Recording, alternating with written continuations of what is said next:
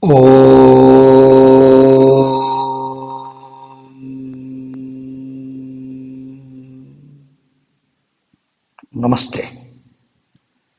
Welcome you all for the workshop on Astanga Yoga Level 3, consisting of theory and introduction to Pratyahara, Dharana, Dhyana, Samadhi. All these are very closely linked to one another, and there are umpteen number of techniques of which we only cover some basics. It's a very great field, so to say, spiritual adventure, and one should have tremendous practice, perseverance, patience to achieve the end goal of self-realization. However, there are various benefits apart from the spiritual goal, even in the materialistic life, for those who practice this path. So today we are going to look at what Patanjali means by Samadhi. We should remember that it's very difficult to teach all these things. We only give the principles, and with practice only you will have clarity, because mind is too complex, and some of the end goals of the aspects of Samadhi are very difficult to explain in words. It is something to experience. Atha Yoga Anushasanam, as Patanjali says. So today we will look at some more techniques which helps us to purify the mind. Today we will explore that the extension of Dhyana, and we have to go towards the complete absorption on the object of meditation. We should know that the challenges to focus are what you call as ATM, always thinking mind.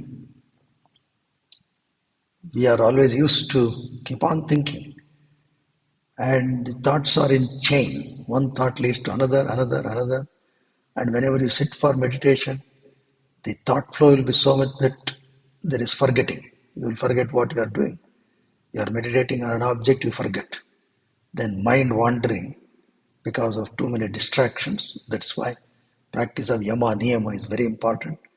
If you closely observe, there is a lot of self-talk that is going on inside the mind, and a lot of whispering will be there in the mind, which are often disturbing, and they can lead to a lot of psychological problem, and they steal away our joy.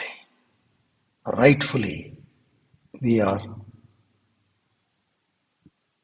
to experience bliss and joy in and through our life, but joy becomes just event based, and joy has become an event between two griefs. That is not a good way of living. So this is one of the main benefit of these techniques as enunciated by sage Patanjali. They should all lead to chitta prasadana, calmness of the mind. So now let us look at the definition of samadhi. Samadhi means complete absorption. What Patanjali says, tadeva arthamatra nirbhasam swarupa shunyamiva samadhi. So you start with an object, you have to focus on the object of meditation or concentration, and for that you have to first withdraw your senses, pratyahara, then focus, that is dharana, concentrate. Then that concentration has to be held for a prolonged period, that is called dhyana, tatra ekatanata dhyanam. And then once you mature in that, you will reach a stage where only that object will shine, which means your mind will completely take the shape of that object and nothing else. You forget even that you are there. That is Tadeva Arthamatra Nirbhasam. That Nirbhasam means that only shines. The Artha, that is the object of meditation, that Artha, that alone shines in the mind. Swarupa Shunyamiva. You forget yourself. That meditator also is not there. That state of mind is Samadhi. That's what we should remember. So some of the techniques, these are the techniques which you say you can use it for Pratyahara, Dharana, Dhyana, Samadhi. There's nothing called, there's a technique for Dhyana, there's a technique for Pratyahara.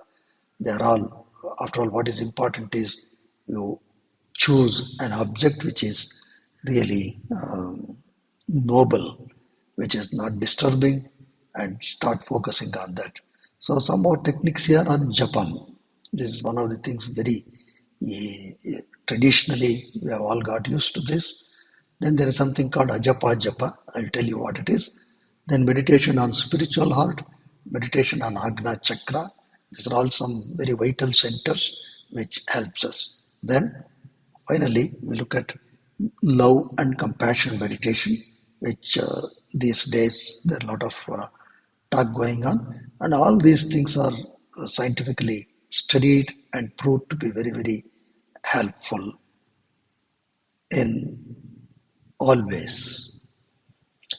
So while doing japam, what is important is you can choose any of the name or japa, but here is what Bhagavan Ramana says. The mental japa is very, very important. Uttamastavad uttamandata Chittajam japa dhyanamuttamam uttamastavat ucchamandataha Chittajam japa dhyanamuttamam. When chanting any mantra, what is really great? There are three ways you can do. One is you can chant loudly. Another is called upamshu, which means you only very mildly chant using your lips, and another is you do it mentally. So doing mentally is very, very important. So japa means to rotate.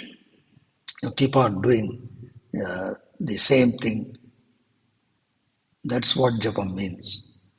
And mantra means mananat trayate iti mantraha. Mantra is such words, group of words, which mere chanting, they will help us to cross the turbulence in the mind. So they are there, too powerful. And sustained repetition of that which protects, mananat, sustained repetition, that protects means trayate, from all miseries arising from the bondage or cycles of birth and death is called mantra. But let us know that these mantras are very powerful. There are a lot of studies to support this. What mantra to take?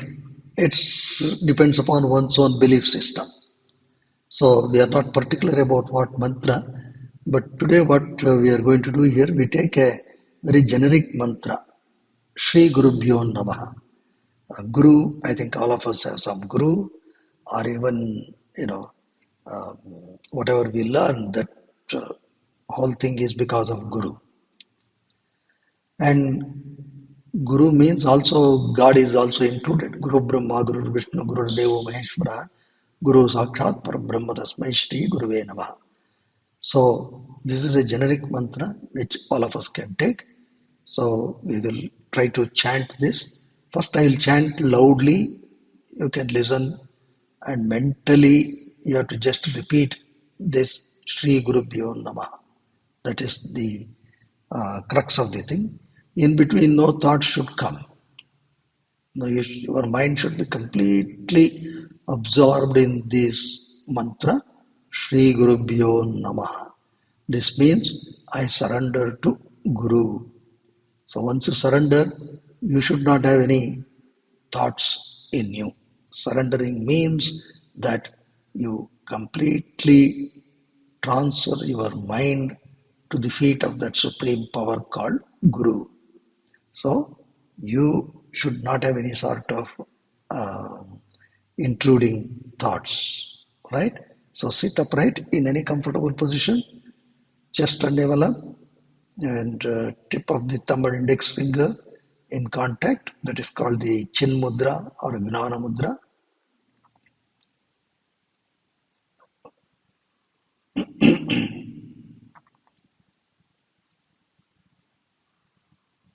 Watch your posture,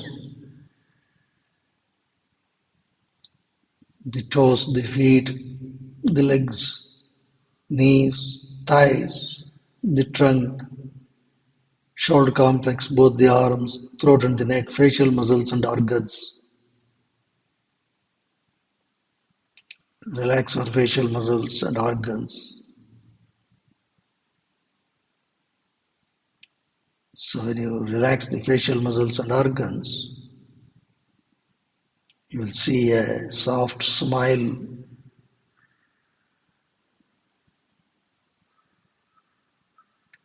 Just experience the posture. Now pay attention to your breathing.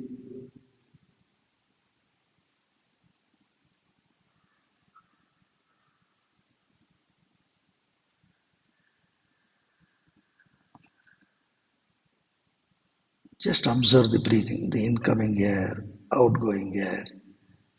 How to observe, I think we have already covered in the previous sessions.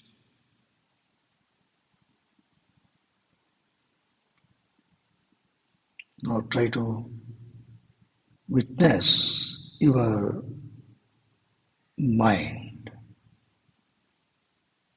Even though you have closed your eyes, you will see some images. Be a witness. Don't try to judge or pass comments or remarks on any of those images you see or any of the thoughts that get generated inside. You must simply be a witness.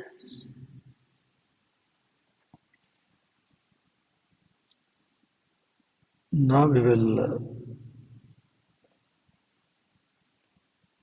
focus on the mantra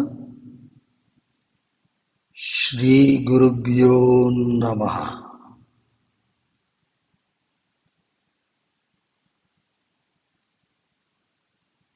You can chant with me vocally. Few repetitions we will do. Then you should do it mentally.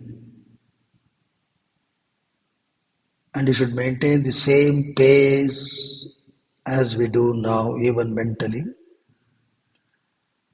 and get absorbed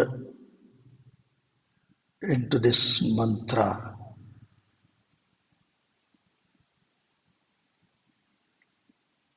Same principle as you are chanting, you have to focus on just the chanting. It is more than focus. You should get absorbed. Initially, some distractions will come. You must note that a distraction has come. Then again bring back the awareness or attention onto the mantra.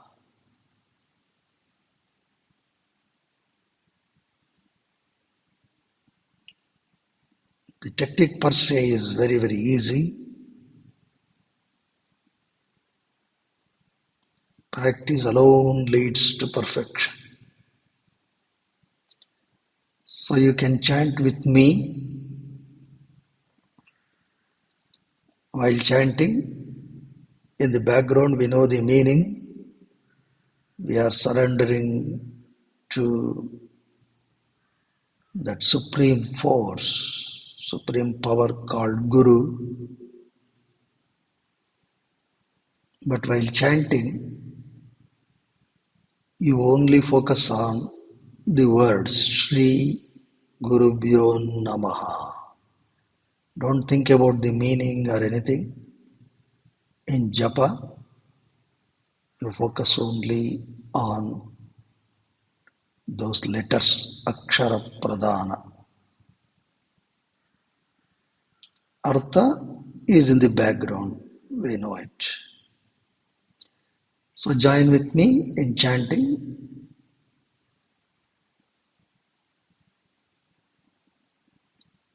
Shri Gurubhyo Namaha. Shri Gurubhyo Namaha. Shri Gurubhyo Namaha. Shri Gurubhyo Namaha. Shri Gurubhyo Namaha. Now start mentally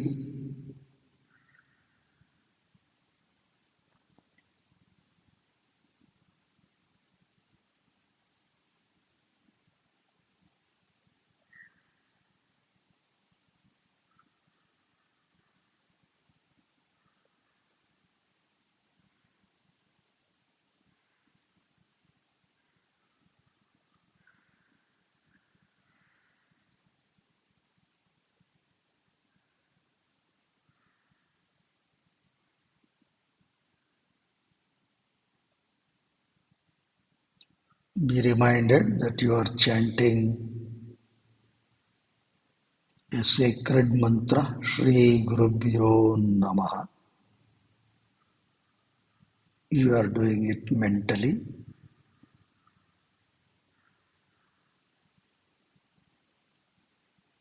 Be mindful about the intruding thoughts. If your attention drifts, you must bring it back to the repetition of the mantra.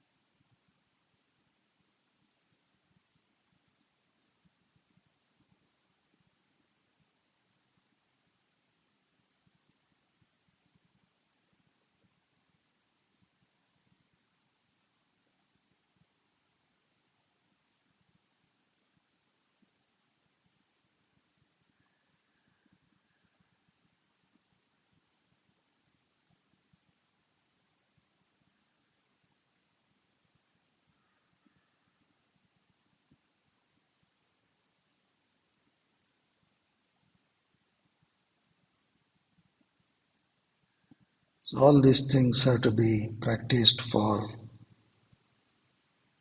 a long duration. Any technique you can choose and practice for longer durations. Because of paucity of time, we limit the duration in this session, but this is the principle.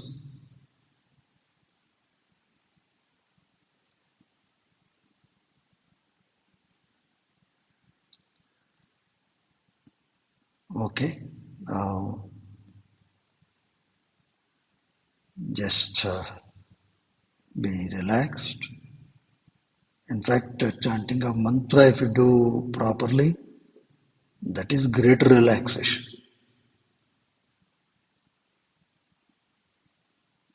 Now slowly open your eyes. So this is going to take time. It's not easy. And if the mind is highly distracted state, don't get disappointed because that is what it is. It takes a lot of practice. And whatever is the status of mind now, it really does not matter. You can, following these principles as enunciated by sage Patanjali, you can definitely make your mind very, very calm. And you will also get that eligibility to Atma Gnana. So now there are various other dimensions to mantra japa, which we shall try to cover in some other session. Another mantra is Soham. This is the natural mantra because the sound of inhalation is So and sound of exhalation is Hum. You can observe actually. Saha means He, the Supreme. Aham means I, the individual soul. So Soham, it is to remind yourself that I am that. In fact, I am that means Aham Brahmasmi. Soham. Where is this Soham? Well, actually, if you observe your own breathing, it is happening automatically in us always. That is why it is called Ajapa Japa. So Ajapa Japa means it is something naturally happening.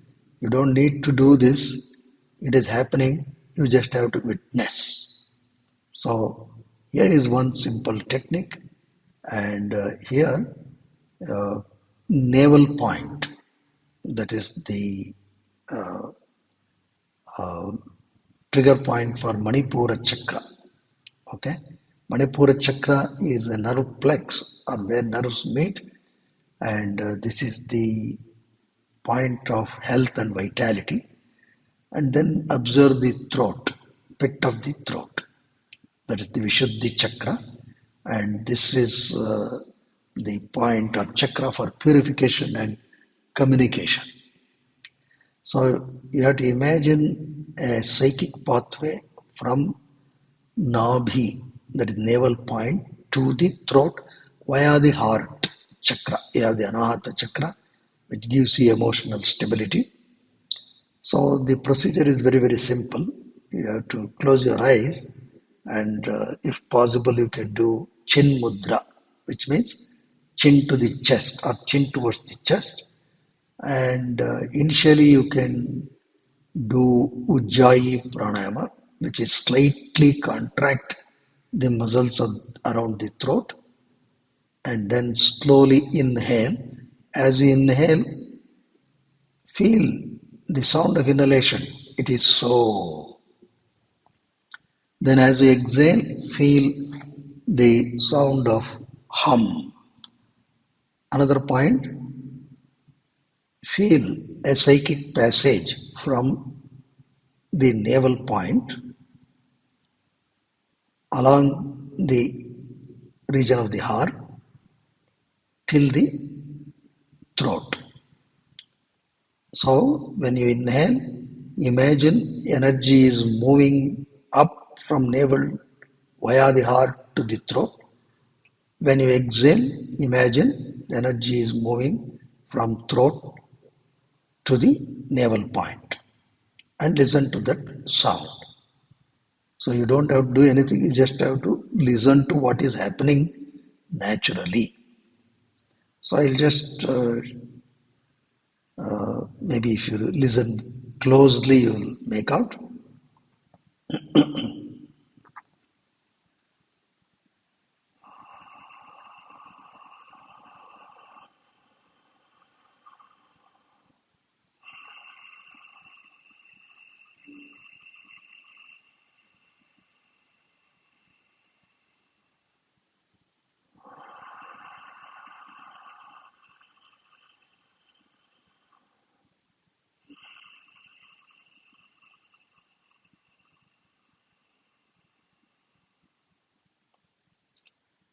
Close your eyes and you can also experience the Soham.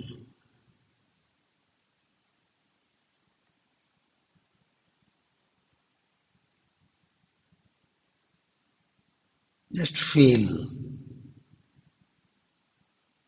slightly contract the muscles around the throat. If possible, take the chin slightly towards the chest. More importantly, feel as if energy is moving up from navel to the throat as we inhale, and energy is moving down from the throat to the navel. Imagine a psychic passage in the frontal body.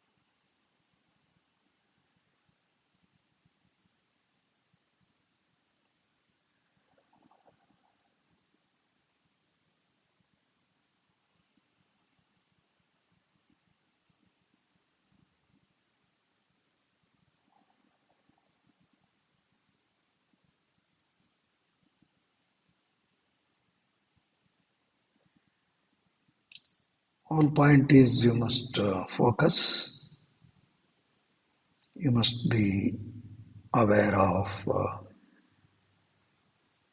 the intruding thoughts, and you must develop that ability to identify the distracting thought and immediately shift onto the object of meditation.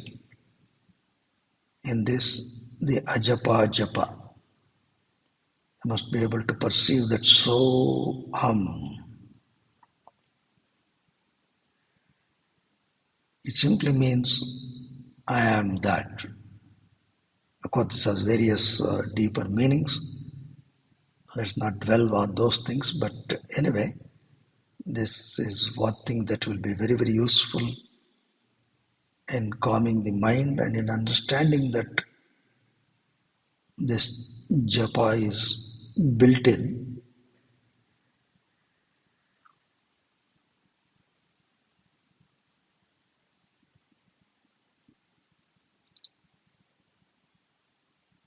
Okay, be relaxed.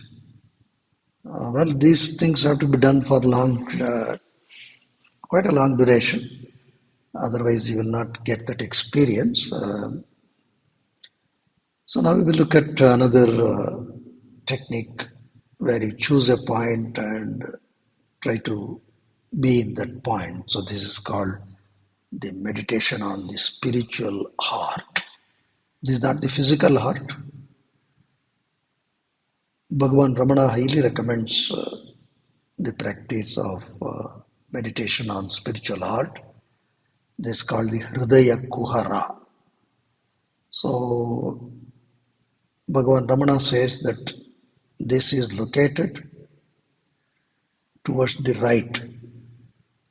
Identify the center of the chest, about 2 finger breadth to the right and slightly inside. Bhagavan Ramana says that is the location. Of course, there are varied opinions. Let's not go into those things. But anyway, in general, you just have to focus on that point. Locate the center of the chest, 2 finger breadth to your right side. There you have to focus. That's all.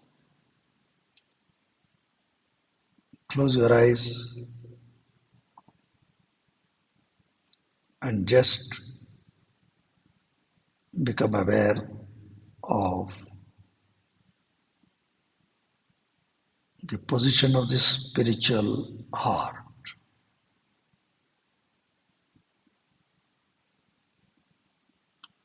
Symbolically, it is said that that is where our self resides. You should not take it literally, but anyway, focusing on that point is important. Just feel that point,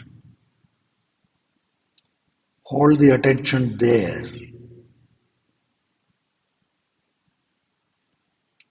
get absorbed. Your mind should be full of only that spot.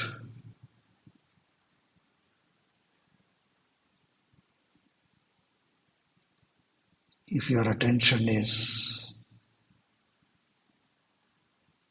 continuous, one pointed, you may feel a mild pulse in that region.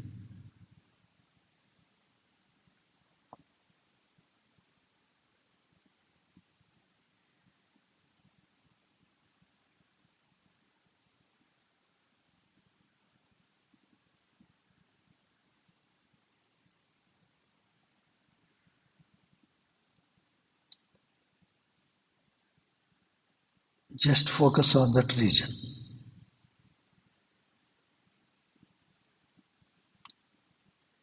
You must watch that portion internally.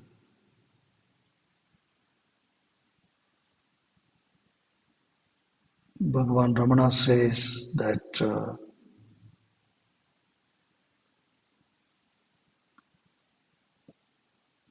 this meditating on spiritual heart is a very effective technique because naturally the mind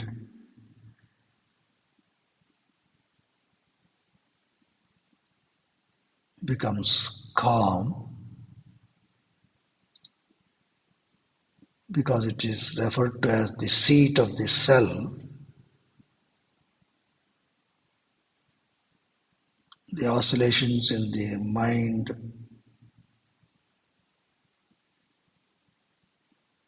reduces effectively.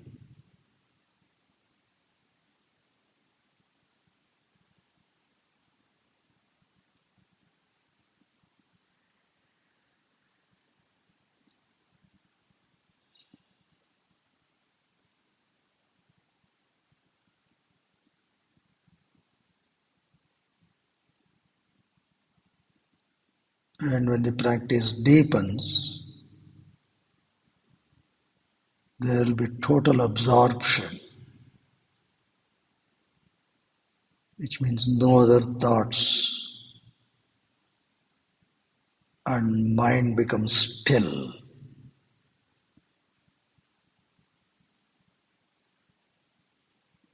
In that stillness, you experience bliss, ananda.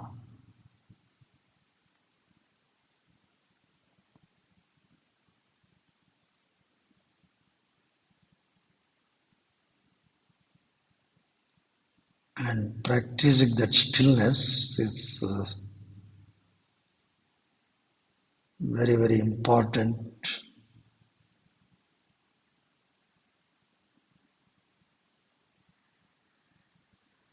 Your ability to focus becomes better. The quality of your life improves. You become more efficient.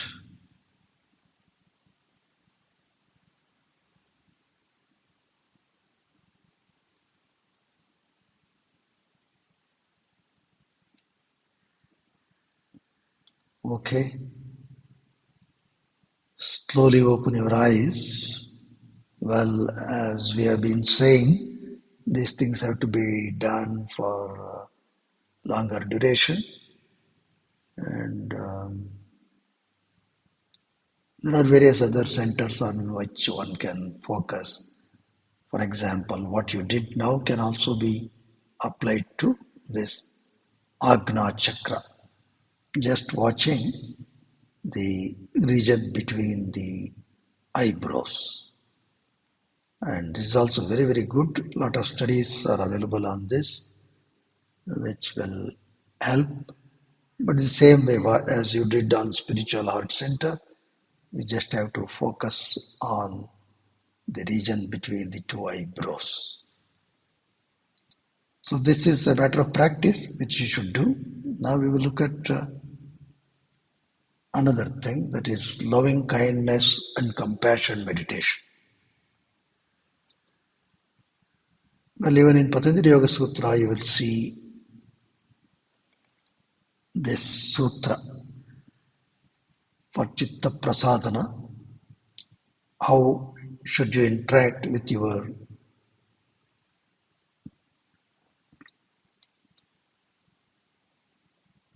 people, be it be family members or colleagues, whatever, friends. Patanjali says, Maitri Karuna Mudita Upekshanam Sukadukka Punya Punya Vishayanam Bhavana Chitta Prasadanam. So the background is we meet generally four types of people. People who are more privileged than us, people who are less privileged than us, people who are more virtuous than us, people who are non-virtuous. Patanjali says how you should interact with them. So that is all the technique. When you find someone who is more privileged than you should not simply start hating them, feeling ill about them. He says the Sukha people, with Sukha people, develop an attitude of Maitri, friendliness. Friendliness means not go make friend with them, but it is a mentally don't develop any sort of hatred, etc. No negative emotions you should develop. Then with less privileged people, don't show your pride. You should develop karuna, compassion. Then there could be people who are more virtuous than you, better than you. You should develop mudita, gladness, appreciation towards them. Similarly, you may encounter non-virtuous people who may comment on you, criticize you. Take the comments, criticism in the right spirit. If there is anything worthwhile, adopt. Else, simply upeksha. Upeksha means, in one stage, simply neglect the thoughts, but more importantly, develop equanimity. Towards such people also, you should not develop any animosity. So we will just contemplate on this. Close your eyes.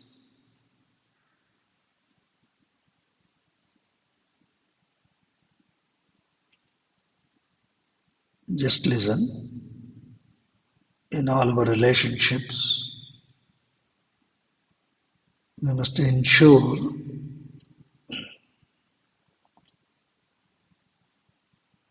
that love and compassion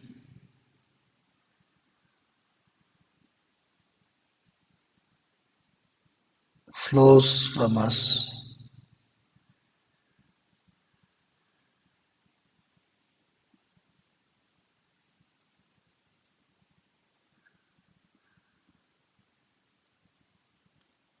Whatever may be the situation,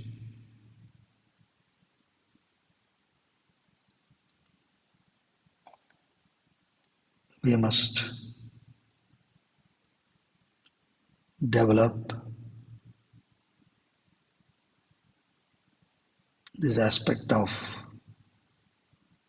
love.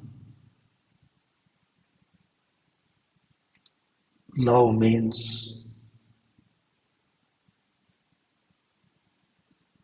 there is no selfish intention. We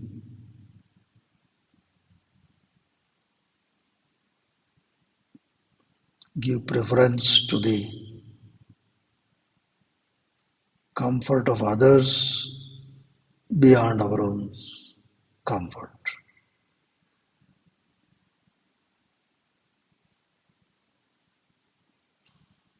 It is akin to the love of mother to the child, but you have to extend it to just anyone around you.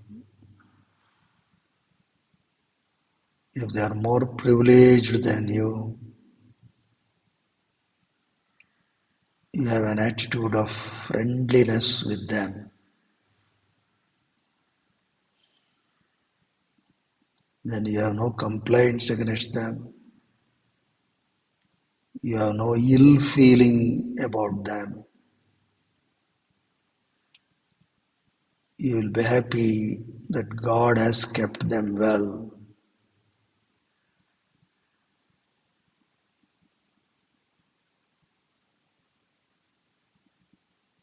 And if somebody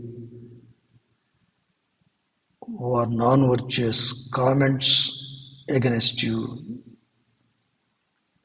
unnecessarily, you don't develop any hatred.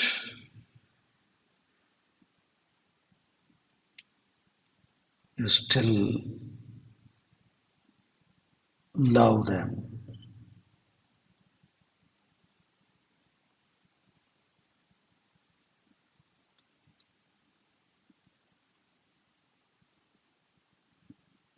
We don't develop any sort of negative feelings in the mind when love manifests within us. Similarly, we encounter people who are more virtuous than us,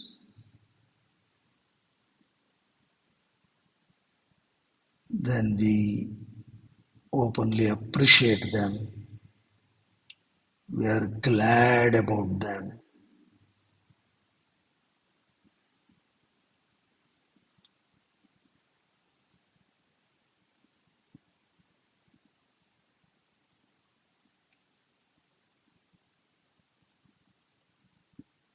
So all these things help us to open the gates of love. We also encounter people who are less privileged than us.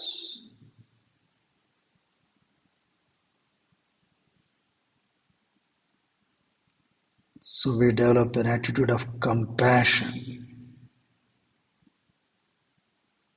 Maybe they are suffering. We pray for them. Suffering can be of any dimension. They may have some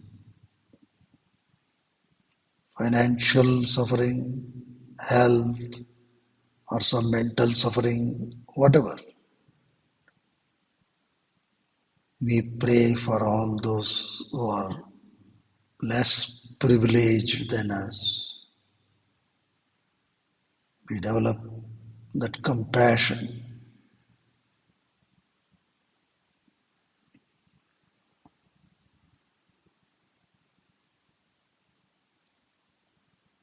So if love and compassion manifests in us, then you will see the way we look at life completely changes. and we experience chitta prasadana, calmness of the mind.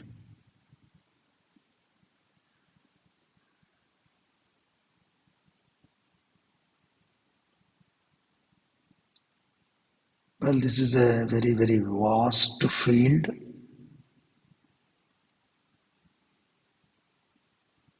Meditation on love and compassion. But this is the general principle. And this implies that we follow the principles of yama and niyama. If you carefully observe, they all boil down to the following the principles of yama and niyama. So this removes all the negative emotions in us.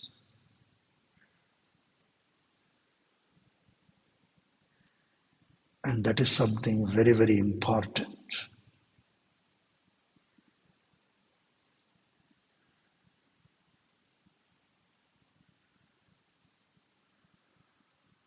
Purity of the mind, purification of all the negative impressions.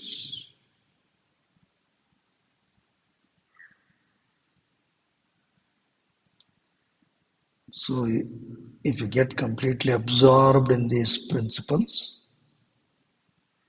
then your attitude in life also changes. You also become more positive in your social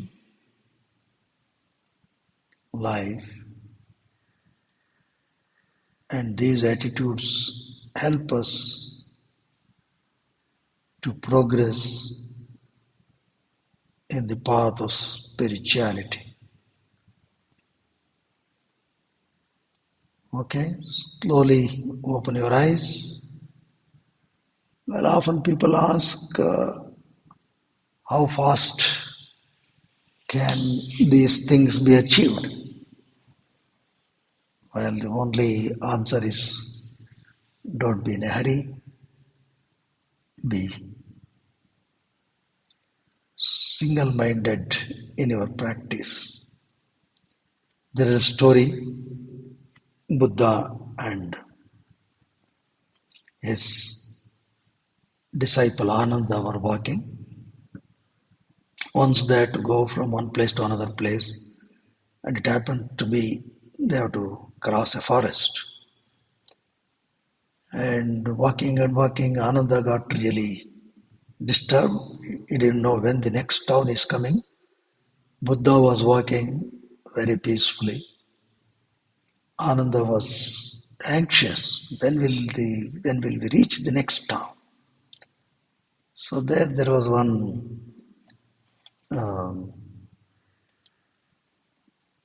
Brahmin was walking in the opposite direction. Ananda asked him, "Oh Brahmin, how far is the next town?" That fellow said, 2 miles. Buddha smiled. That Brahmin also looked at Buddha. He also smiled. They started walking. More than 2 miles they walked and there was no sight of the next town. So Ananda was disturbed again. And there was one hunter who was there. Ananda asked him, "How far is the next town?" This hunter saw Buddha.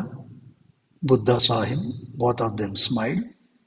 And the hunter answered, 2 miles.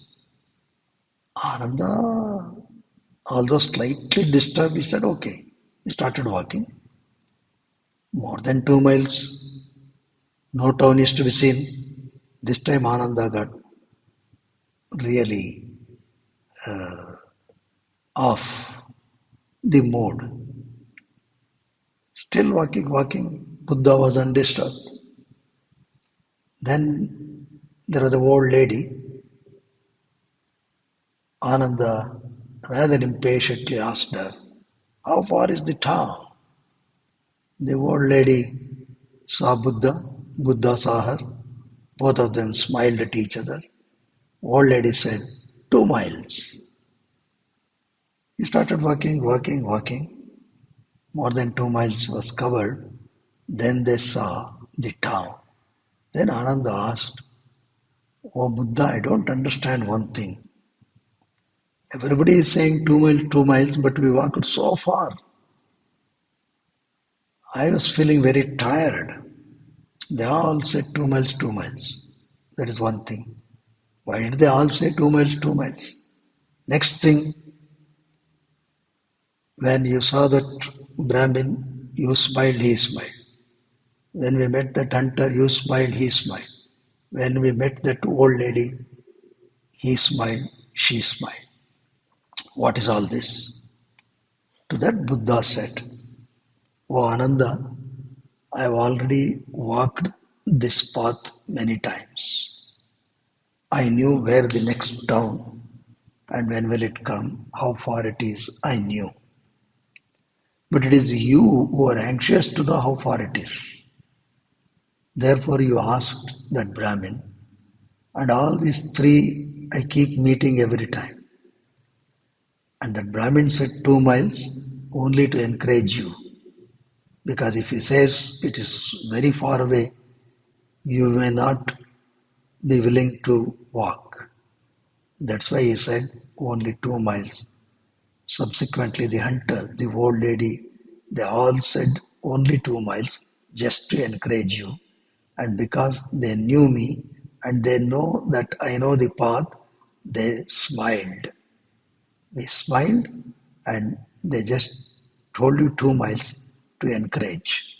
Similarly, for all those who are in this path, we should remember this is a long path. That doesn't mean we should get discouraged. We should keep moving, covering the 2 miles and 2 miles, 2 miles, like that. Keep on practice,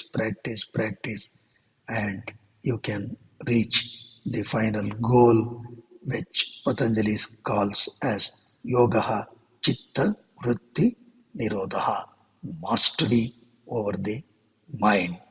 May Lord Patanjali bless all of us. Let us offer our prayers to Sage Patanjali. Close our eyes, palms in salutation. Take a deep breath.